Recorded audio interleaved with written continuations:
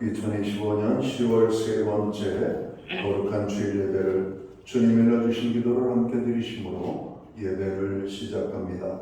너희는 이렇게 기도하라. 하늘에 계신 우리 아버지여, 이름이 거룩히 여김을 받으시오며 나라의 마옵시며 뜻이 하늘에서 이룬 것 같이 땅에서도 이루어지리이다. 오늘날 우리에게 일용할 양식을 주옵시고 우리가 우리에게 죄지은 자를 사하여 준 것 같이 우리의 죄를 사하여 주옵시고 우리를 시험에 들게 하지 마옵시며 다만 악에서 구하옵소서. 대개 나라와 권세와 영광이 아버지께 영원히 있사옵나이다. 아멘. 주보에 있는 찬양으로 주님 앞에 나아갑니다. 오라 우리가 여호와의 산에 올라 오늘 고백으로 주님 앞에 나아갑니다.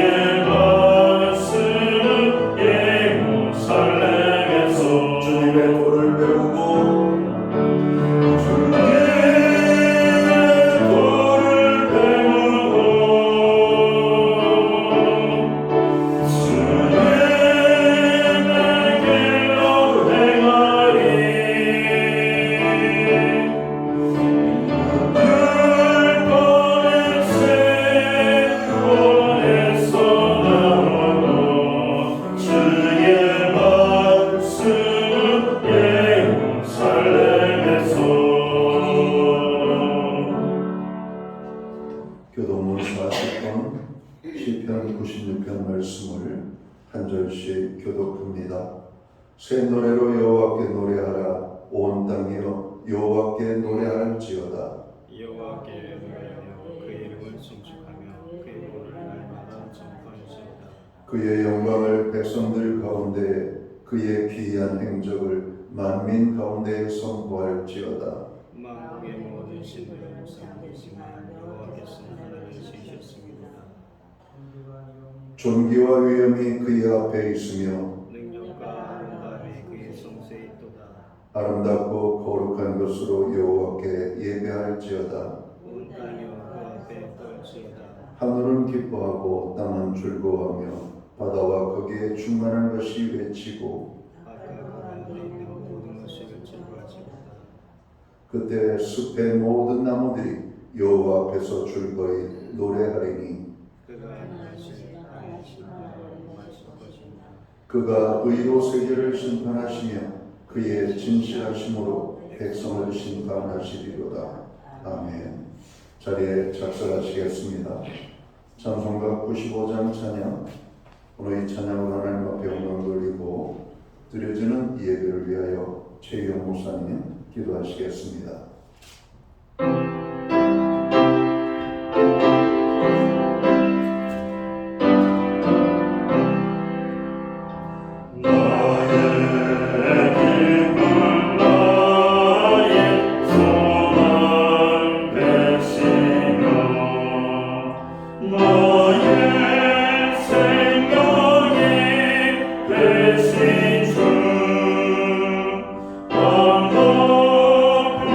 불러서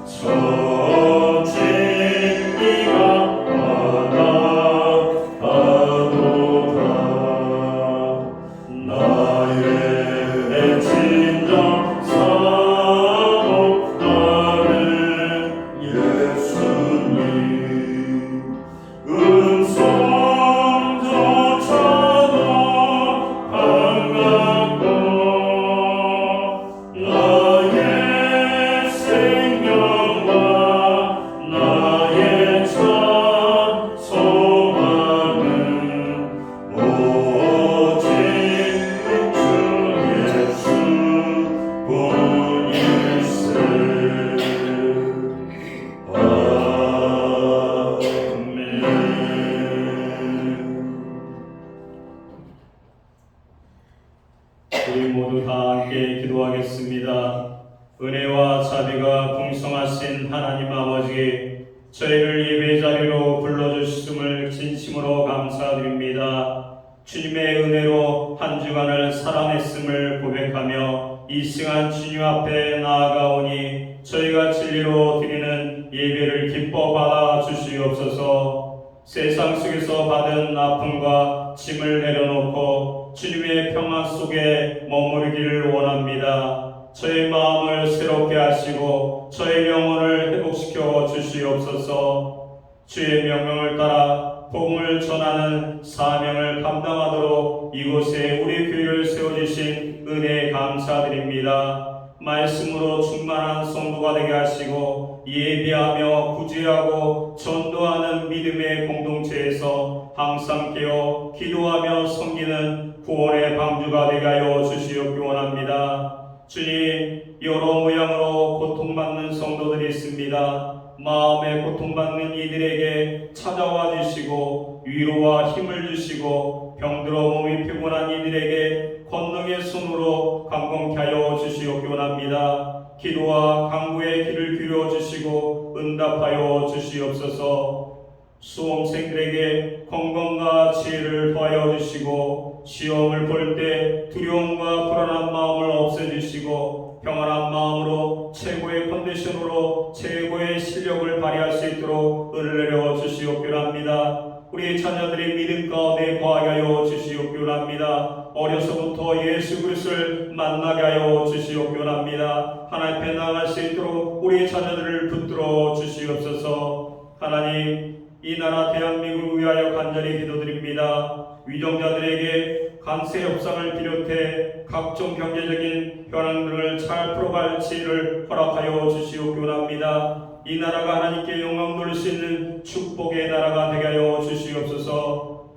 단위에 서신 담임 목사님을 권능으로 붙잡아 주시고 항상 목회 위에 성령님께서 보호하여 주시고 동행하여 주시옵소서. 선포되는 말씀을 통하여 진정한 예배가 살아 숨쉬는 교회가 되게 하시며 이웃을 사랑하는 교회가 되게 하여 주시옵소서. 지금은 첫 시간입니다. 마치는 시간까지 주님께서 함께하여 주시옵소서. 감사드리며 예수 그리스도의 이름으로 기도드립니다. 아멘.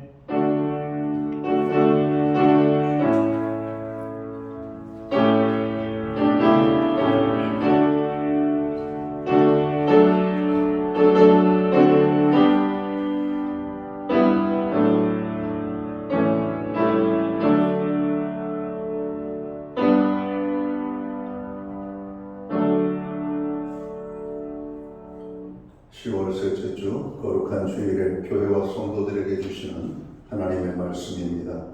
함께 보실 주의 말씀은 구약 성경 949면 전도서 3장 1절 말씀에서 8절까지의 말씀입니다.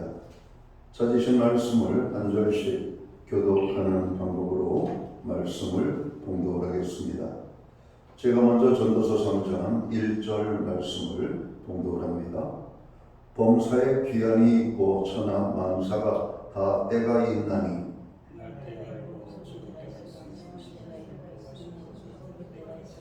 죽일 때가 있고 치료할 때가 있으며 헐 때가 있고 세울 때가 있으며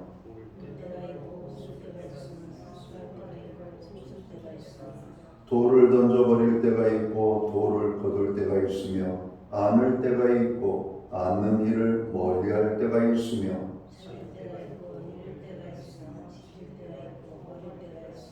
찢을 때가 있고 꿰맬 때가 있으며 잠잠할 때가 있고 말할 때가 있으며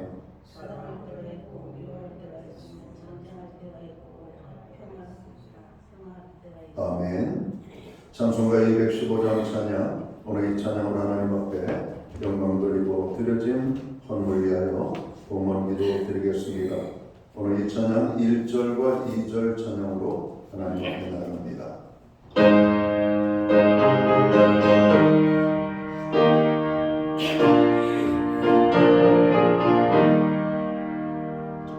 외제 속에 주신 주께 인과 정성 다하니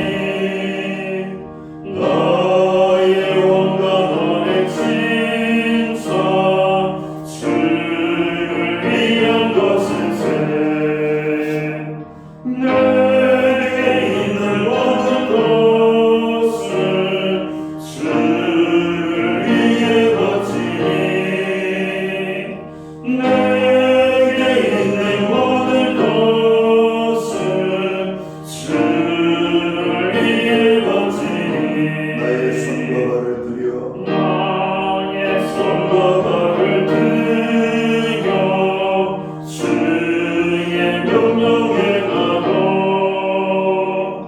오직 주만 바라보며 주만 찬양하겠네. 항상 주를 찬송하며 이 몸 바치오리라. 항상 주를 찬송하며 이 몸 바치오리라.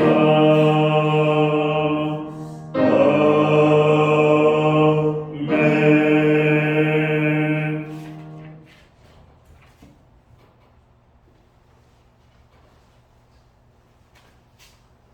드려진 헌을 위하여 봉헌기도 드리겠습니다. 우리의 선한 목자가 되시는 참 좋으신 하나님 아버지, 우리에게 거룩한 주일을 허락하시고 또 이 날을 우리에게 알려주시며 이 날을 기억하게 하시고 하나님의 백성들을 불러 모아 주님의 존전에 모이게 하심을 감사합니다. 여기 모인 주의 백성들이 입술을 열어 거룩하신 하나님의 성호를 찬양하고 경배하며 예배하며 나아갈 때 우리의 예배를 통하여 하나님 홀로 큰 영광을 받아 주시옵소서.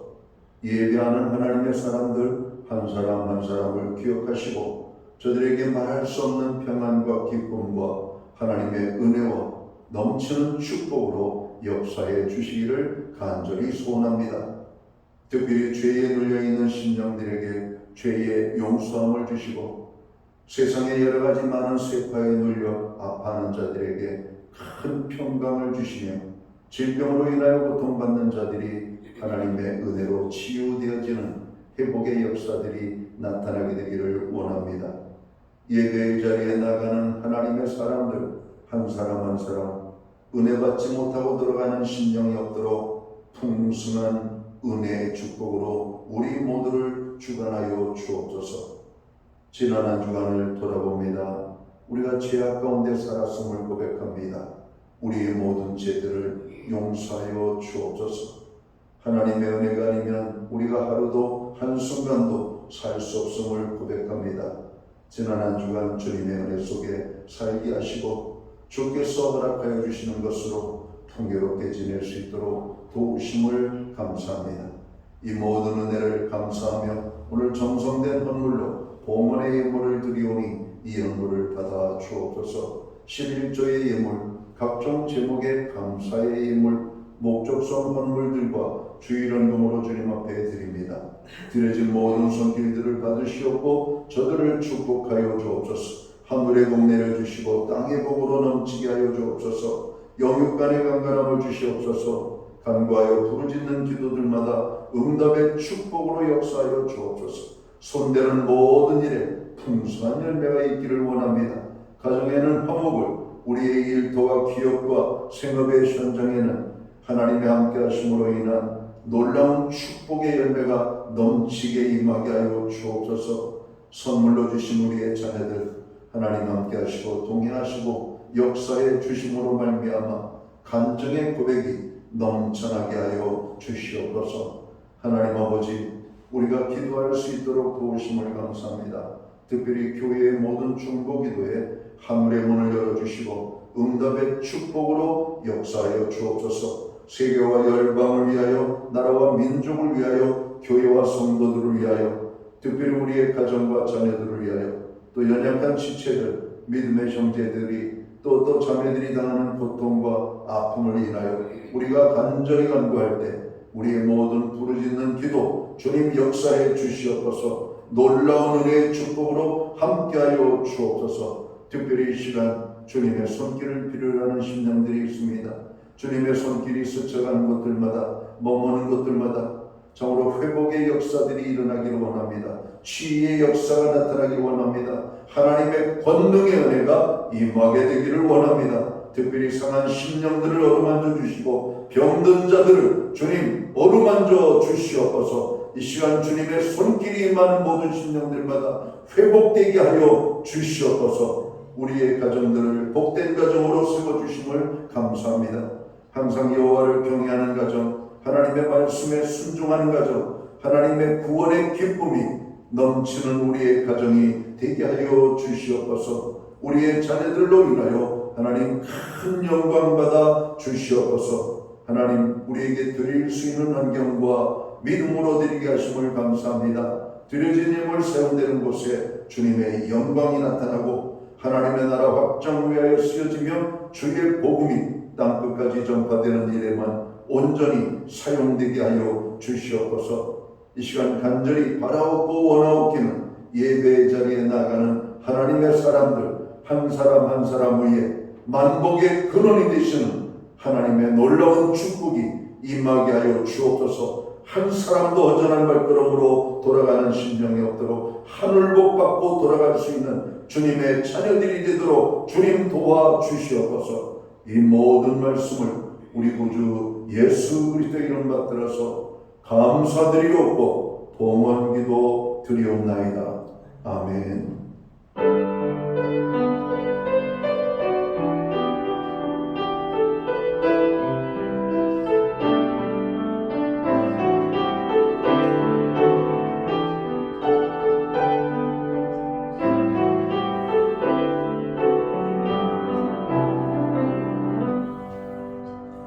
저는 시간 교회를 대신해서 10월 셋째 주 거룩한 주일 예배에 참여하신 모든 교우들을 환영합니다. 그리고 가정에서 영상으로 예배에 함께 참여하는 믿음의 모든 분석들에게 주님의 사랑과 평안의 인사로 문안을 드립니다. 우리 옆에 계신 분들, 앞뒤에 계신 분들 서로를 축복하는 사랑의 인사 함께 나누도록 하겠습니다. 반갑습니다. 축복합니다. 주님의 은혜가 넘치는 예배의 자리가 되기를 간절히 바랍니다. 예배 회복이 삶의 회복입니다. 힘들고 어려울 때일수록 예배의 심수는 모든 성도들이 되어야 되겠습니다. 교회의 중보기도에 늘 동참해 주셔서 감사합니다. 또 한 주간의 여러분의 중보기도가 하늘 보좌에 아름답게 상달되는 줄을 믿습니다. 특별히 고통 중에 있는 분들을 위하여 중보기도해 주시기 바랍니다. 환절기 건강 때문에 어려움 당하는 분들이 많이 계심을 봤습니다. 환절기 개인 건강에 유의하시기 바랍니다. 나라를 위하여 우리가 기도해야 되겠습니다. 국정감사와 정기국회의 원활함을 위하여서 경제회복과 한미 관세 문제가 온전히 조속히 해결이 될 수 있도록 여러분 기도해 주시기 바랍니다. 예배 후에 목장은 목장 모임으로 모이겠습니다. 교회는 매주 수요일마다 온라인 성경 공부를 제공하고 있습니다. 금주는 헌신의 방법 세 번째 이런 주제를 가지고 공부하도록 하겠습니다. 다음 주에는 주님의 몸과 피를 함께 나누는 성찬 예식이 있습니다. 기도로 준비하고 오늘 참여하시기를 바랍니다. 11월 13일은 수능일입니다. 또 수능 시험을 준비하는 수험생들을 위하여 기도해 주시기 바랍니다. 기타 다른 교회 소식은 주보를 첨부해 주시고 기도할 때마다 교회의 기도의 제목에 함께 여러분이 중보기도로 참여하시기 바랍니다. 오늘 우리는 구약성경 전도서 3장 1절에서 8절까지의 말씀을 봉독을 했습니다. 이 말씀을 중심으로 가을이 주는 교훈이라는 제목을 가지고 함께 은혜의 말씀을 나누고자 합니다. 지난주에 우리 교회에서 목사님들 모임이 있었습니다. 모임을 마치고 식사를 대접하고 근교로 산책을 나갈 수가 있었습니다. 호수와 주변의 산들을 보니 가을의 자연은 아름다웠습니다. 그리고 또 한 분이 또 목사님들 식사를 대접해 주시겠다고 말씀을 해주셔서 또 목사님 식사를 대접해 드릴 수가 있었습니다. 우리의 마음에 하나님의 은혜가 임하고 또 자연을 보니 얼마나 좋은지, 교회에서 모임을 갖고 근교를 산책했던 목사님들이 돌아가시면서 야, 분당이 역시 좋다 하는데 왜 좋은지 이제 알겠다 하면서 돌아갔습니다. 그런 것 같아요. 분당은 조금만 벗어나면 숲이 우거져 있는 산들이 있고 하천이 있고 호수가 있고 이렇게 잔잔하게 고요하게 산책할 수 있는 곳들이 참 많이 있는 것 같습니다. 그래서 여러분 이 분당에 계신 분들은 잘 모르시겠지만은 다른 곳에 갔다 오면은 분당이 좋다라고 하는 말씀을 하시는 것 같아요. 특별히 분당의 사계는 어느 계절이나 다 아름답지만 이 가을의 분당은 더 아름다운 것 같습니다. 단풍이 예쁘게 들어요. 분당 주민들이 착하잖아요. 그러니까 단풍도 착하게 드는 것 같아요. 얼마나 예쁜지. 여러분, 우리나라는 이 사계절이 뚜렷하고 수려한 자연을 자랑합니다. 사람은 개인별 차이가 있기는 하지만 계절에 대해서 민감하게 반응을 하죠. 봄, 여름, 가을, 겨울 계절을 맞을 때면 화가는 그 아름다움을 화폭에 담고 음악가는 아름다운 음악으로 표현하며 노래를 합니다. 우리가 그림을 화가처럼 그리지 못하고 우리가 노래를 음악가처럼 못한다 할지라도 가을이 되면 누구라도 여러분 흥얼흥얼 노래가락이 여러분 나오는 것을 느낄 수가 있습니다. 계절은 자연의 놀라운 현상뿐만 아니라 우리 인간에게 깊은 감정이나 깨달음을 느끼게 합니다. 성경은 봄, 여름, 가을, 겨울이 있음을 말씀하고 있습니다. 창세기 8장 22절은 이렇게 말씀하죠. 땅이 있는 동안 심음과 거둠과 추위와 더위와 여름과 겨울과 밤과 낮이 쉬지 아니하리라. 창조의 때부터 지금까지 이 땅에는 사시사철이 반복되어 왔고 모든 인생은 순환되는 철을 따라 살아왔음을 성경은 기록하고 있는 겁니다. 아브라함 때에도 봄, 여름, 가을, 겨울이 있었을 겁니다. 그리고 그 다음 세대에도 봄, 여름, 가을, 겨울이 있고 오늘 우리가 살고 있는 이 시대에도 봄, 여름, 가을, 겨울이 성경에 기록되어 있는 것처럼 느끼고 있는 것이죠. 우리가 이 계절을 통해서 우리가 얼마나 많은 축복들을 누리고 있는지 모릅니다. 저는 어느 계절 특별하게 좋은 계절이 없는 것 같아요. 모든 계절이 다 좋아요. 봄은 봄대로 좋고 여름은 여름대로 좋고 가을은 가을대로. 특별히 제가 4계절 가운데 한 계절을 고르다면 저는 겨울을 좋아합니다. 왜냐하면 서해안에 살았고 겨울 바다를 저는 너무나 좋아하거든요. 바닷가에서 겨울에 찬바람을 맞으면 그렇게 좋을 수가 없습니다. 바다가 고즈넉하고 그 넓은 바다가 모든 것을 다 포용하는 것 같은 그 겨울 바다, 따뜻한 코트를 입고 겨울 바다를 산책하면 얼마나 좋은지. 많은 사람들은 겨울 바다를 쓸쓸한 바다라고 말하죠. 추운 겨울만 생각하죠. 여러분 정말 자연 앞에 홀로 서 있는 그 모습 속에서 여러분 만물의 창조자이신 하나님을 만나는 그런 것들이 있고 또 제가 이 젊은 시절에 이 바닷가에서 큰 은혜를 받았기 때문에 더 이 바닷가가 더 좋은 것 같습니다. 특별히 겨울바다 이런 파도 소리에 여러분 무릎 꿇고 기도하며 부르짖을 때 내 목소리는 다 파도 소리에 파묻혀버리고 파도 소리만 들리는 가운데 주님의 음성을 들었던 그때의 추억이 여러분 내 마음에 남아있기 때문에 겨울바다가 더 여러분 좋아지는지도 모르겠습니다. 여러분 우리가 특별한 것이 있잖아요. 남들이 볼 때는 별거 아니지만 우리에게 어떤 추억이 담겨 있다면 그 장소는 우리에게 여러분 멋진 장소가 될 수가 있기 때문에 그렇습니다. 어떤 계절을 좋아해도 상관없습니다. 여러분 그 모든 계절에는 계절이 담고 있는 의미가 있기 때문에 그렇습니다. 하나님께서는 왜 인간에게 사시사철을 주셨을까? 하나님께서 자신을 나타내시는 것을 신앙적인 용어로 계시라고 합니다. 계시의 한 방편으로 하나님은 자연을 통해서 우리에게 말씀하시는 것이죠. 이것을 자연 계시라고 말합니다. 성경 로마서 1장 20절의 말씀을 보면 우리에게 분명히 말씀하시기를 자연을 통해서 하나님의 능력과 신성을 알 수 있다라고 말하고 있습니다. 그러므로 우리는 계절이 바뀔 때마다 자연을 통하여 하나님의 말씀하시고자 하시는 것을 깨달아 알도록 잘 살펴야 할 것입니다. 자, 그러면 하나님께서 우리에게 이 자연 가운데 가을을 통해서 주시는 교훈이 무엇일까요? 첫째로 가을은 우리 인간에게 열매를 맺어야 한다는 사실을 교훈하고 있다는 겁니다. 뭐니 해도 가을은 결실의 계절이죠. 마태복음 21장에 보면 예수님과 제자들이 예루살렘 성으로 들어오는 중이었습니다. 그때 예수님께서 몹시 시장하셨어요. 길가에 한 무화과나무를 보시고 열매를 얻고자 그 나무 곁으로 가까이 가셨습니다. 그런데 예수님께서 그 무화과나무가 있는 곳으로 가셔서 열매를 찾아보셨지만 나무의 잎은 무성하였지만 열매가 없었습니다. 마태복음 21장 19절을 보면 이렇게 말씀하셔요. 나무에게 이르되 이제부터 영원토록 내가 열매가 맺지 못하리라 하시니 무화과나무가 곧 마른지라 기록합니다. 열매 없는 나무는 존재의 가치가 없습니다. 창조주 하나님의 섭리를 거스린 것입니다. 우리의 삶에는 열매를 맺어야 합니다. 열매가 없는 인생, 열매가 없는 삶은 존재의 가치를 상실한 것이죠. 오늘 10월달 강단 헌화를 여러분 아름다운 노란 국화꽃으로 했습니다.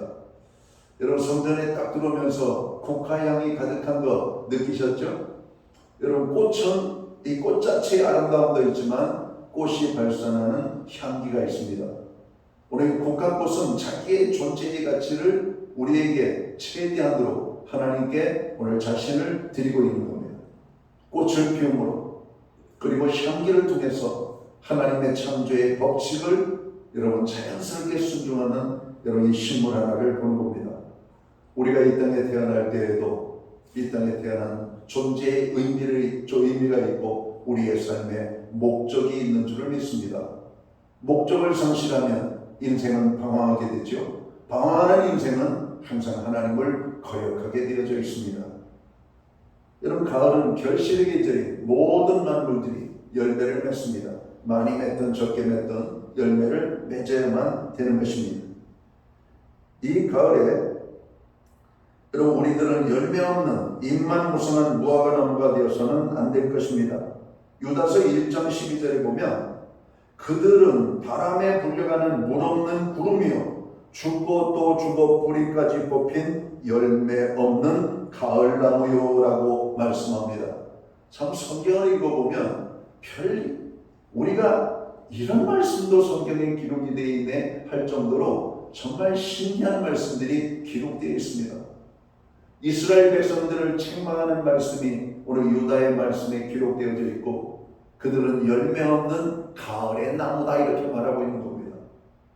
여러분 우리가 하나님의 존재의 의미를 여러분 깨닫지 못하고 하나님의 우리에게 주신 목적을 여러분 생각하지 못하고 살아간다면 바로 우리가 열매 없는 가을나무라고 하는 책망을 받은 이스라엘 백성들처럼 우리가 그렇게 책망을 받을 수 있는 존재들임을 우리가 깨달아야 된다는 것이에요. 구약성경 이사야 5장 2절에 보면 하나님께서 기름진 산에다가 포도원을 만들고 땅을 파고 돌을 제하여 버리고 극상품 포도나무를 심어서 좋은 포도 맺기를 바랐지만 좋은 포도는 맺지 아니하고 들 포도를 맺었다라고 기록합니다. 먹을 수 있는 열매를 맺되 탐스러운 열매를 맺어야 되는데 열매를 맺었는데 먹지 못하는 열매를 맺었다는 겁니다. 아무 소용이 없는 열매. 물론 우리가 먹을 수 없는 열매는 들의 짐승들이 먹게 돼 있죠. 여러분 그러나 우리가 애써 갖고 오는 밭에 최고로 좋은 포도나무를 심었는데 그 좋은 나무, 그 좋은 환경 속에서 열매를 맺지 못한 것입니다. 열매를 맺었는데 먹을 수 없는 열매가 맺혀진 것이죠. 오늘 그것을 기록하고 있는 겁니다. 그래서 이사야 5장 2절의 말씀은 하나님께서 이스라엘 백성들을 책망하시는 내용이에요. 이스라엘 백성들은 당연히 맺어야 할 최상의 열매가 아니라 아무런 쓸모없는 들포도를 맺은 것입니다. 예수 그리스도의 은혜를 알고 예수 그리스도의 복음을 전해야 될 사명을 어기고 그들은 자기들만의 구원이라고 생각하고 하나님의 복음을 증거하지 않았을 뿐만 아니라 예수님을 십자가에 못 박아 죽인 장본인들이 되지 않았습니까? 이것이 이스라엘 백성들입니다. 주님은 오늘 우리들을 향한 기대가 있다는 사실을 잊지 마시기 바랍니다. 열매는 그 나무를 말해줍니다. 열매를 보면 그 나무를 알 수가 있는 겁니다. 사도 바울은 갈라디아서를 통해서 성령의 사랑과 성령의 열매가 있음을 말씀을 합니다. 성령의 열매를 맺는 사람은 영에 속한 사람입니다. 그러나 육체의 열매를 맺는 사람은 육신에 속한 사람임에 틀림이 없을 겁니다. 우리의 삶에 영의 열매들이 맺히고 있습니까? 아니면 육신의 열매들이 맺혀지고 있습니까? 성경을 보면 열매 있는 자가 주님께 칭찬을 받으며 큰 상을 받게 된다라고 말씀합니다. 가을이 주는 첫 번째 교훈은 바로 열매를 맺어야 한다는 것입니다. 오늘 우리들은 주님 앞에 풍성한 열매를 맺음으로 주님께 칭찬받는 사람들이 되시기를 주님의 이름으로 축원합니다.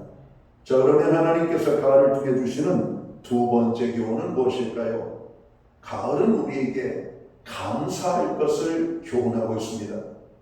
여러분, 가을을 보면 누구든지 가을의 아름다움을 찬양하잖아요.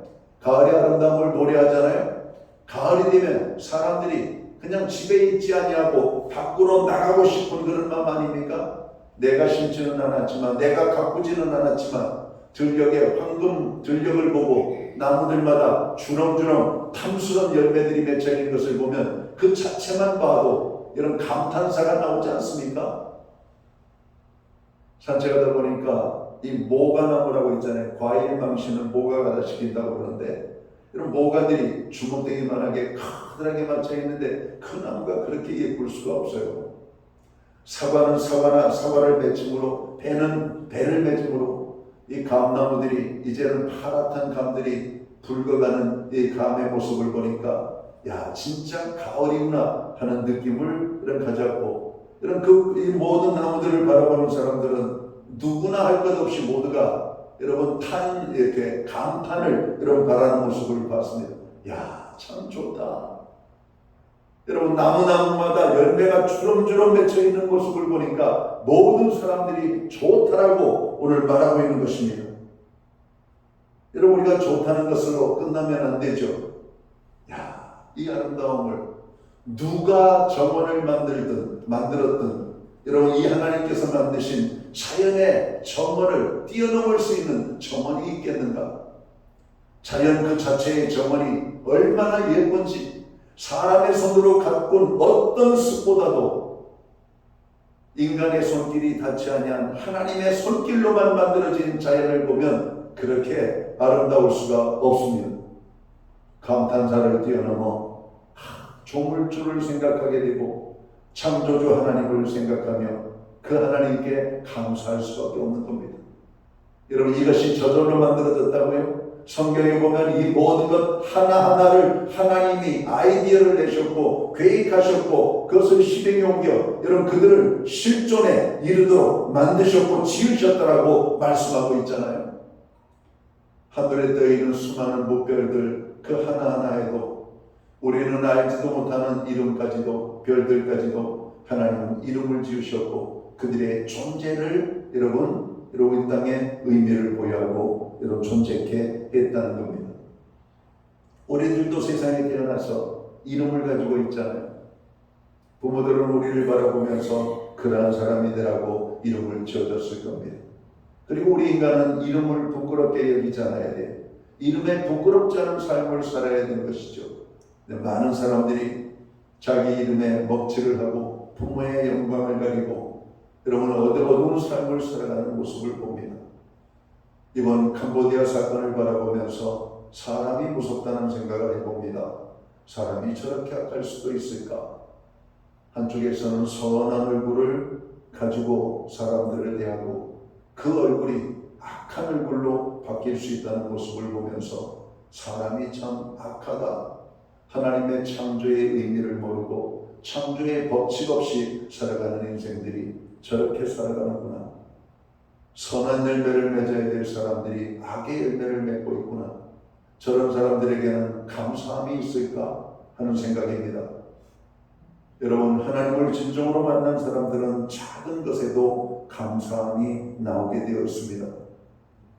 요즘 주변에 많은 분들이 메신저를 카드를 보내고 있습니다. 그린 카드를 보내기도 하고 말씀 카드를 보내기도 하고 거기에서 공통적으로 가장 많이 등장하는 단어들이 감사라고 하는 말입니다. 당신이 가졌든 안 가졌든 건강하든 건강하지 않든 당신은 감사하는 하루가 되시기를 바랍니다. 여러분 받아보는 글 가운데 그런 글 많지요? 감사라고 하는 말. 감사로 하루를 열고 감사로 하루를 마무리하는 인생을 살라고 하루 인사, 안부 문자가 여러 사람에게서 옵니다. 맞는 말 같아요. 오늘 하루를 짜증내고 저로 내 승질 부리고 내 욕심 부리고 사는 하루가 과연 행복할까? 그러나 작은 것에 감사하며 사람들에게 감사를 말하는 사람들은 그 하루가 기쁜 하루가 되지 아니할까 생각을 해봅니다. 여러분은 감사하는 인생을 살고 있습니까? 아니면은 원망과 불평을 하며 저로 오늘 세상에 대한 부정적인 마음들을 가지고 살아가고 있습니까? 사람들이 좋아지고 있습니까? 아니면 사람들이 싫어지고 있습니까? 이 자연이 싫어지고 있습니까? 아니면 이 자연이 좋아지고 있습니까?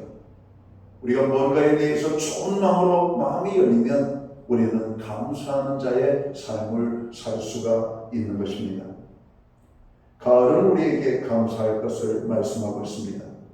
가을의 오곡백과와 아름다운 단풍을 보고 감탄하지 않는 사람이 없듯이 풍성한 열매를 보고 하나님께 감사를 드리지 않는다면 이는 하나님의 은혜를 모르고 사는 사람이 될 것입니다.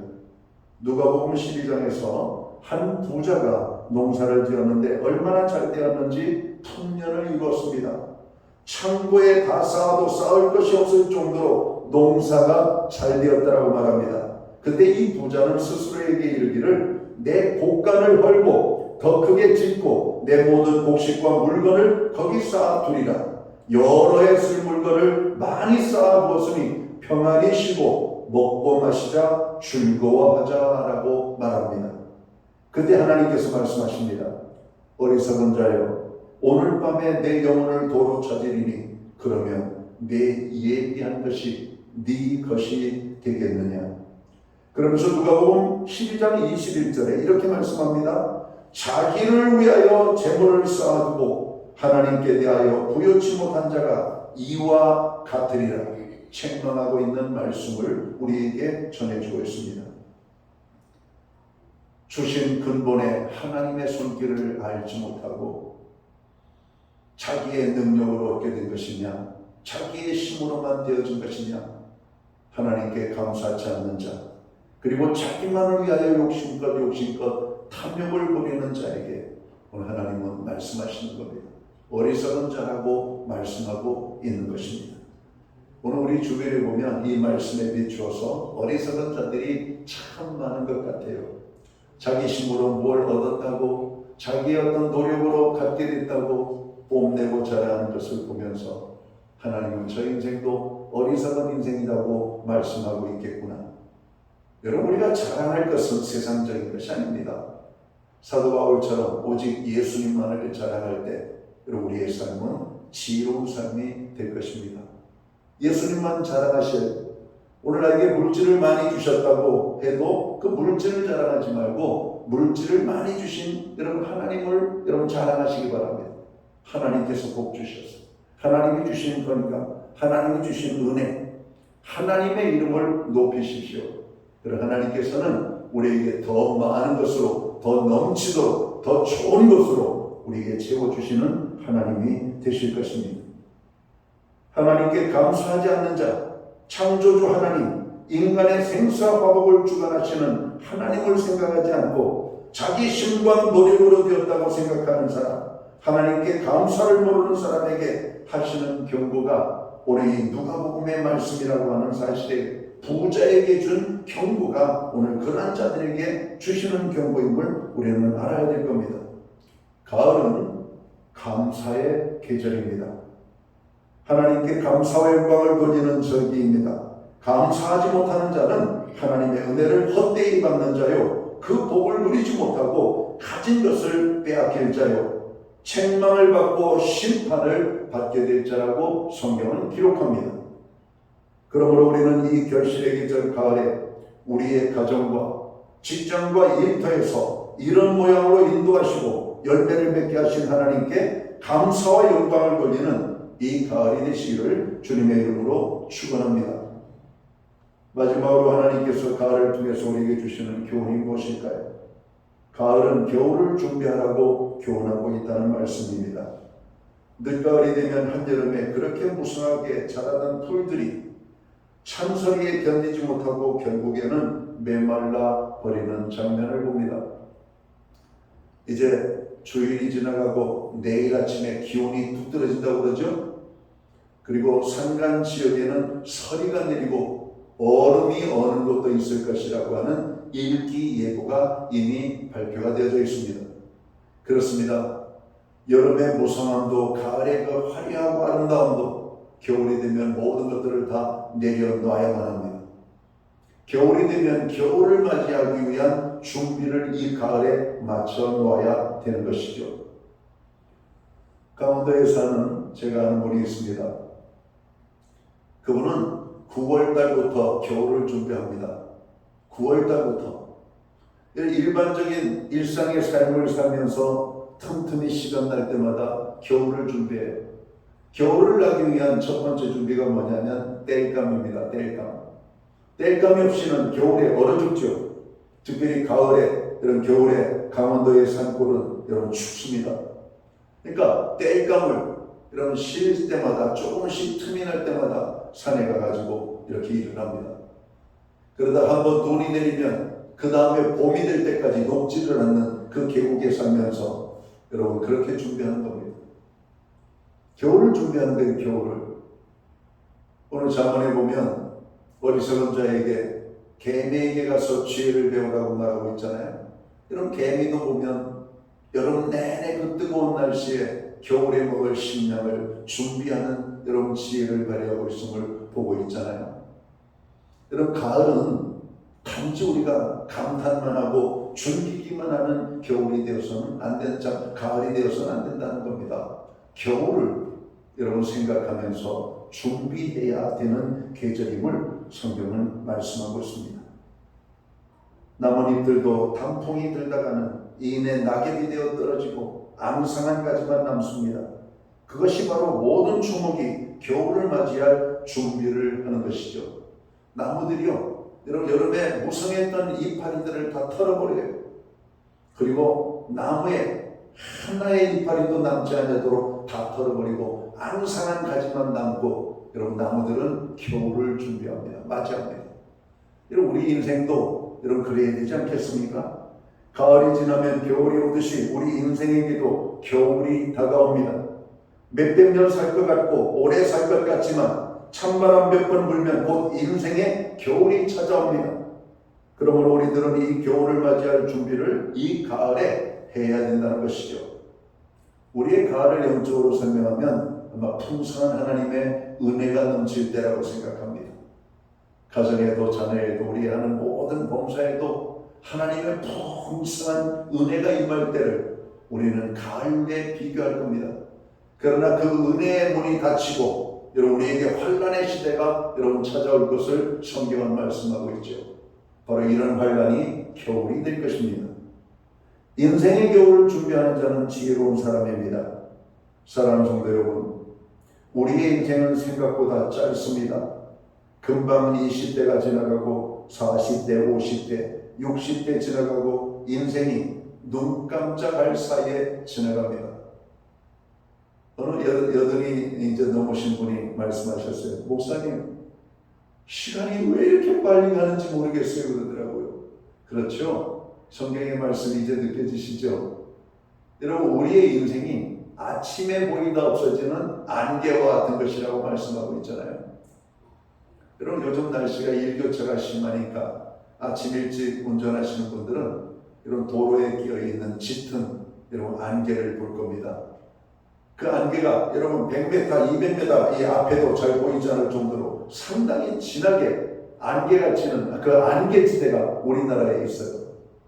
바로 이렇게 경보 쪽으로 달리다 보면 이런 그 특정한 지역에 이 안개가 이런 그득하게 칩니다. 근데 아침에 해가 떠오르면 그 안개가 그냥 감쪽같이 촥 사라져요. 그럼 우리의 인생이 뭐냐? 아침에 보이다가 없어지는, 잠깐 보이다 없어지는 안개와 같은 것임을 성경이 이미 말하고 있다는 겁니다. 가을을 맞이하여 우리들은 이 신앙의 겨울을 준비하는 가을이 되어야 할 것입니다. 육신의 겨울도 준비해야 하지만 무엇보다도 영적 겨울을 준비하는 하나님의 사람들이 되어야 할 것입니다. 신앙의 겨울은 우리 주님이 재림하시는 날, 심판의 날을 의미합니다. 그날에 주님으로부터 책망을 받지 않도록 열심히 신앙생활을 하여서 신앙의 열매, 믿음의 열매, 성령의 열매를 풍성히 맺어야 할 것입니다. 로마서 13장 11절과 12절에 이렇게 말씀합니다. 또한 너희가 이 시기를 알거니와 자다가 깰 때가 벌써 되었나니 이는 이제 우리의 구원이 처음 믿을 때보다 가까웠음이니라. 밤이 깊고 낮이 가까웠으니 그러므로 우리가 어두움의 일을 벗고 빛의 갑옷을 입자라고 말씀합니다. 마가복음 13장 32절 33절에서도 이렇게 말씀합니다. 그러나 그날과 그때는 아무도 모르나니 하늘에 있는 천사들도 아들도 모르고 아버지만 아시느니라. 주의하라, 깨어있으라. 그때가 언제인지 알지 못함이라 말씀합니다. 그러므로 이 가을은 다가오는 심판의 겨울을 준비해야만 합니다. 깨어서 등불과 기름을 준비하고 주님 오실 날을 예비하는 성도가 되어서 주님 오실 때 잘했다고 칭찬 듣는 성도들이 되시기를 주님의 이름으로 축원합니다. 자, 이제 말씀을 정리합니다. 주님은 이 가을의 계절에 자연을 통해서 우리에게 말씀하십니다. 무엇을 말씀하십니까? 가을은 우리들이 열매를 맺어야 한다는 사실을 교훈하고 있습니다. 하나님 앞에 드릴 열매가 없다고 생각되십니까? 부지런히 여러분 이 가을에 열매를 맺으시기 바랍니다. 오늘 가을은 우리에게 감사해야 되는 이런 계절이라고 성경은 말씀합니다. 금년 한 해도 힘든 한 해로 우리가 10월달까지 여러분 봤습니다. 나라는 어지럽고 정치는 혼란하고 경제는 더 엉망이고 사람들의 삶은 더욱더 빡빡해지고 젊은이들은 꿈과 희망을 여러분 내려놓고 산 지가 너무나 오래되었습니다. 그럼에도 불구하고 우리는 금년 한 해를 지내고 있습니다. 먹을 거 먹고 입을 거 입고 우리가 할 것들을 하면서 지내왔습니다. 지금까지 지내온 것 주님 크신 은혜임을 우리가 깨닫는다면 우리는 감사해야 할 것입니다. 어렵고 힘든 한 해 주께서 인도해 주심을 감사합니다. 주님이 도와주신 것을 감사합니다. 우리를 붙잡아 주신 것을 감사합니다. 지금도 우리와 함께하여 주심을 감사합니다. 하나님이 도우시면 우리가 능히 이 험한 세상을 이길 수 있음을 감사합니다. 이런 고백해야 돼요. 감사하는 자에게는 감사의 이유와 조건들이 넘쳐나게 임하지만 원망과 불평하는 자들에게는 있는 것까지도 하나님이 제하여 버리시겠다고 말씀하는 겁니다. 이 가을에 감사를 찾으십시오. 감사를 만드십시오. 그리고 감사하는 가을이 되어야만 합니다. 오늘 이 가을은 우리에게 또 무엇을 교훈한다고요? 겨울을 준비하는 가을이 되어야 되겠다는 겁니다.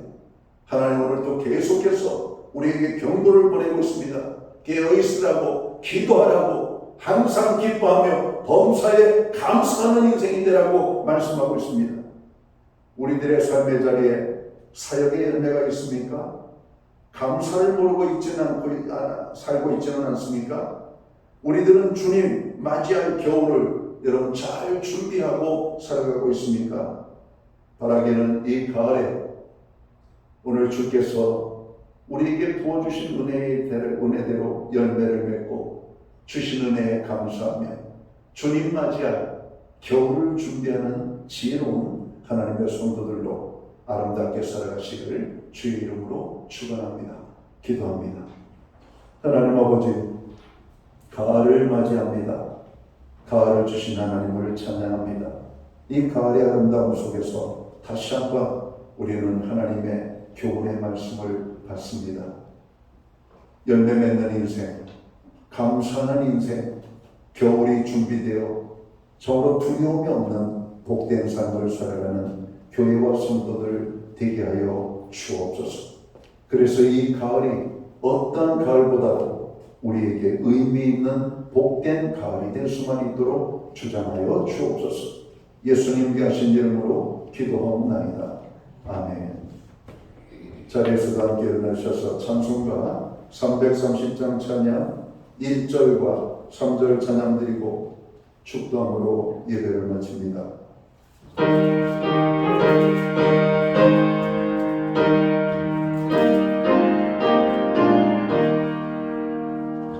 어둠과 시대이니